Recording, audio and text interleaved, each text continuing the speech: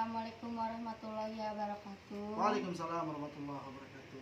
Saya Triana Nuraini ingin bertanya kepada Ustadz Faisal Ya, apa tuh? mengenai 4 pertanyaan tentang dakwah. Oh, boleh. Insyaallah. Baik Pak Ustadz, pertanyaan pertama, penting nggak sih bahasa Arab untuk kegiatan berdakwah? Wah, penting nggak sih bahasa Arab untuk kegiatan berdakwah? Sangatlah penting.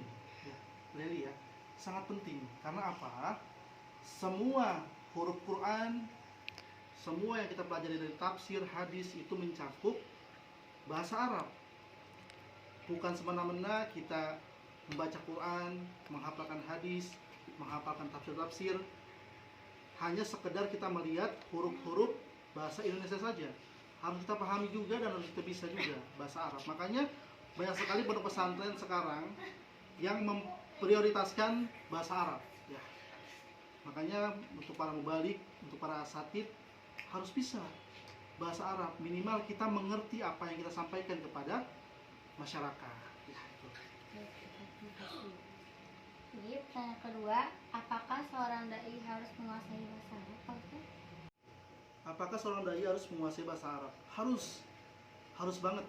Karena banyak sekali sekarang di zaman sekarang ya, seorang mubalik atau seorang imam-imam yang berada di masjid Indonesia ini kurang dari pemahaman arti dari bahasa Arab tersebut. Contoh, beliau membaca Al-Fatihah saja, kadang banyak sekali para imam yang tidak tahu apa makna dari Al-Fatihah. Makanya sangat penting seorang dai mempunyai basic bahasa Arab. Nah, itu. Yang ketiga, apakah penggunaan kitab kuning sebagai referensi kajian dakwah? Apakah kitab kuning sebagai referensi Kajian dakwah. kajian dakwah? Ya, memang di antara pondok pesantren itu kita belajar kitab-kitab kuning ya. Dari kitab kuning itu banyak sekali rangkuman-rangkuman untuk memudahkan kita belajar berdakwah. Contoh apa? Safinatul Najah. Itu kan tipis, tapi ada lagi atasnya. Apa namanya? Fathul Mu'in. Ya. Di kitab-kitab kuning itu sebenarnya itu rangkuman dari kitab-kitab yang tebal-tebal. Banyak sekali rangkuman-rangkuman dari kitab kuning itu yang secara garis besarnya itu adalah mempermudah kita untuk berdakwah. Ya. Dan kitab kuning juga, ke pertanyaan awal yang kedua, kitab kuning juga itu berdasarkan bahasa Arab, bukan bahasa Indonesia. Jadi pentingnya kita belajar bahasa Arab, teman-teman ya. Terima kasih. Yang pertanyaan yang terakhir, adakah tips atau saran bagi orang yang ingin menjadi penceramah? Adakah saran atau Bagi tips? orang yang ingin menjadi penceramah.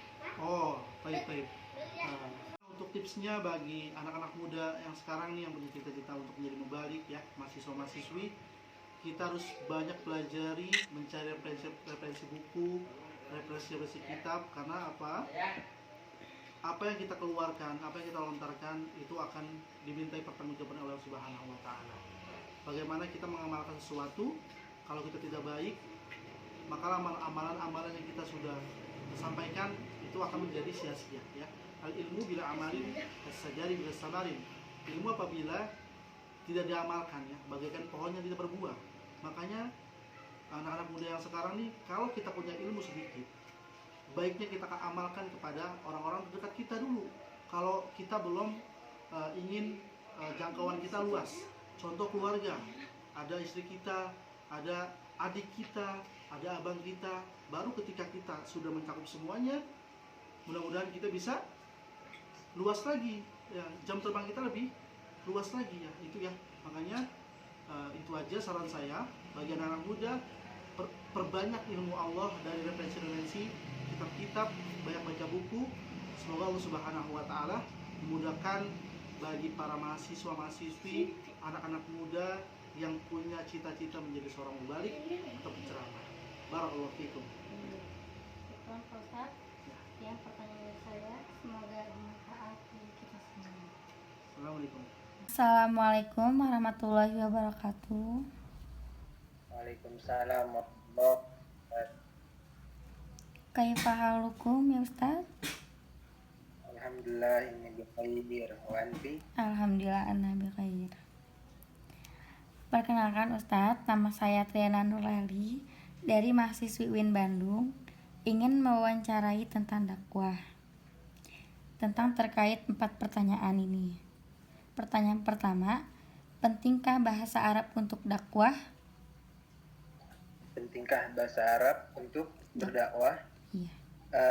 Menurut saya itu sangat penting sekali bahasa Arab untuk berdakwah, karena eksistensi bahasa Arab dalam berdakwah itu menjadi begitu penting karena kedua sumber materi dakwah tersebut menggunakan bahasa Arab. Jadi ketika kita ingin berdakwah pasti kita harus memiliki dasar-dasar ilmu. Nah, di situlah ilmu dasar itu adalah bahasa Arab, karena untuk mengetahui sumber-sumber ilmu keislaman. Bahasa Arab menjadi kunci bagi ilmu keislaman. Jadi bahasa Arab itu sangat penting dalam berdakwah. Baik. Terima kasih Ustaz.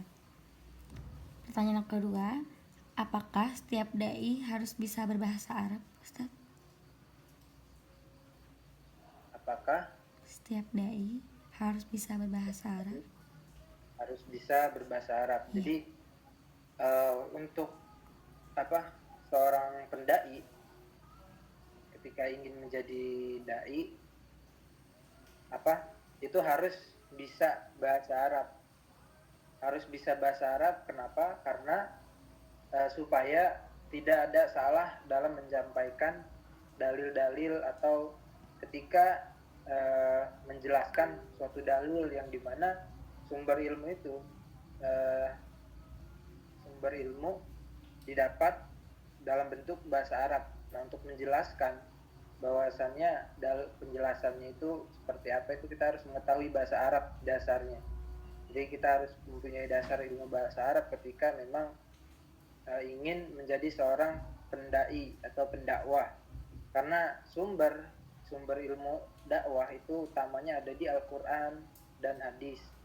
Nah, itu dalam bentuk bahasa Arab. Kalau kita sebagai pendakwah atau dai tidak bisa dalam bahasa Arab, bagaimana kita mau menerjemahkan suatu sumber ilmu tersebut, ataupun mau memahami sumber-sumber ilmu keislaman itu sendiri. Jadi di dalam berdakwah juga kan merupakan suatu kebaikan dan kebenaran. Terdapat seorang pendakwah juga itu tidak sembarangan gitu. Ada syarat-syarat untuk menjadi seorang pendakwah. Baik Ustaz, terima kasih. Pertanyaan ketiga, apakah penggunaan kitab kuning sebagai referensi kajian dakwah? Kitab kuning sebagai referensi kajian dalam berdakwah itu sangat dianjurkan sekali, karena masa-masa keemasan umat Islam itu ada di zaman dinasti Abbasiyah, yang dimana banyak ilmuwan-ilmuwan ataupun tokoh-tokoh ulama yang masyhur itu menuliskan ilmu dalam bentuk bahasa Arab, atau seperti contohnya kayak kita sekarang yang kita kenal adalah kitab-kitab kuning. Maka dari itu dianjurkan untuk bagi pendakwah itu melihat referensi atau untuk menjadikan sumber-sumber apa yang disampaikan itu melihat dari kitab-kitab kuning, ataupun tidak juga kita harus melihat kitab kuning, dikarenakan kan sekarang sumber ilmu itu udah banyak, kayak dalam bentuk tulisan buku, para ulama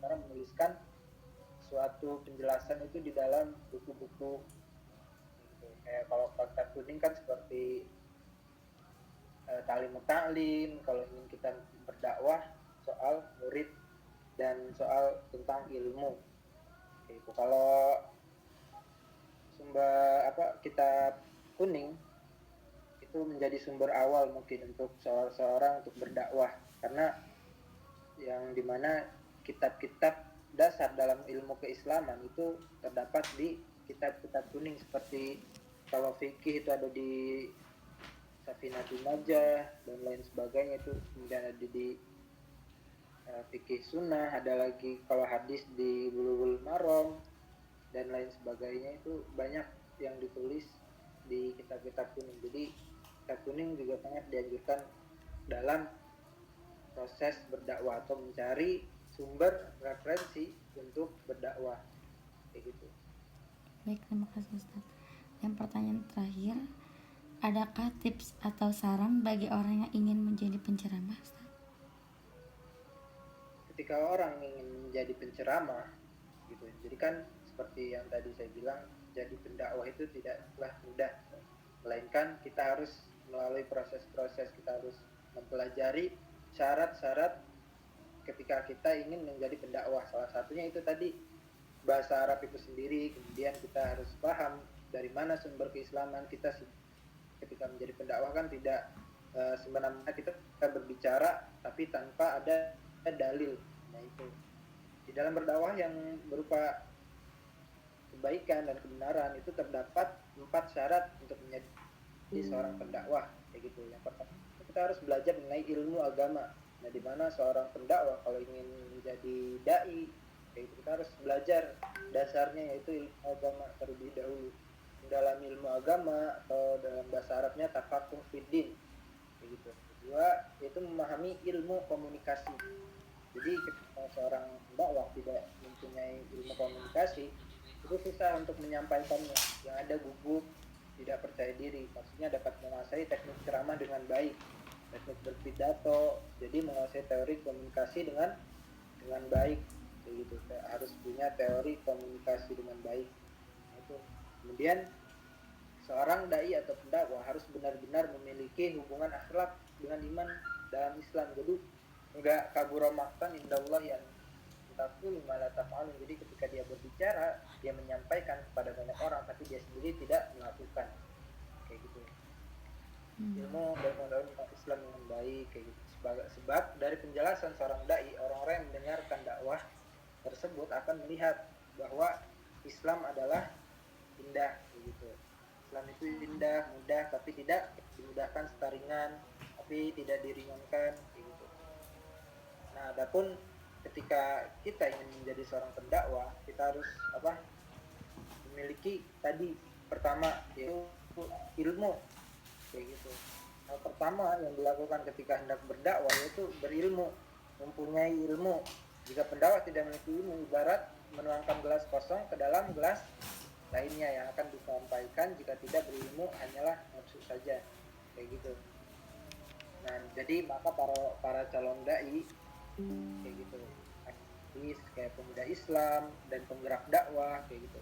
Nah kita harus belajar yang berkaitan dengan syariat, hukum-hukum Islam, ibadah, dan kita tidak boleh berhenti dalam mempelajari ilmu agama tersebut.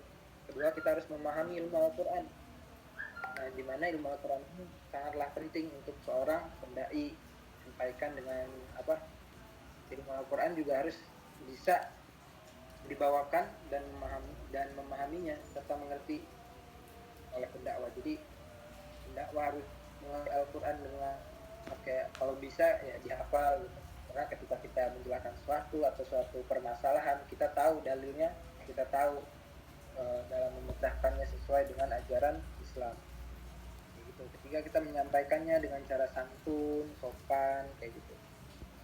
Nah, sebagai pendakwah juga kita tidak boleh berpolitik di dalamnya atau menggibah atau meminta sumbangan, kayak gitu. Pendakwah harus juga memiliki akhlak yang baik. Jadi itulah tips-tips kalau ingin menjadi seorang pendakwah. Kita harus melihat diri kita sudah pantas atau belum. Kalau misalkan belum, ya kita perbaiki dulu, pelajari lebih dalam tentang ilmu dakwah, kayak gitu. Terutama akhlak yang baik. Ya. Dan harus bisa menjadi contoh yang baik. Gitu. Ada lagi? Sudah Pak Ustadz. Ya, jadi sekian pertanyaan dari saya Pak Ustadz. Sangat membantu. Semoga bermanfaat. Tayyib yakfi Allah hada su'al mini qablahu afwan wa ala ihtimamikum. Assalamualaikum warahmatullahi wabarakatuh. Waalaikumsalam warahmatullahi wabarakatuh. Tayyib al istimbat kulu ahil ustaduna jaina min nata ijul muqabalati lahuma salah satun durus al dakwah wahya ta'alamu sabar wal masabarati fil jahri min ajali i'la'i dainillah afhamu an waziqatul mar'i hiya faqat yausul haq fi hadhil asna'i as-saghsu wahid an ya'til irsyadu huwa Allah subhanahu wa ta'ala. Syukran. Assalamualaikum warahmatullahi wabarakatuh.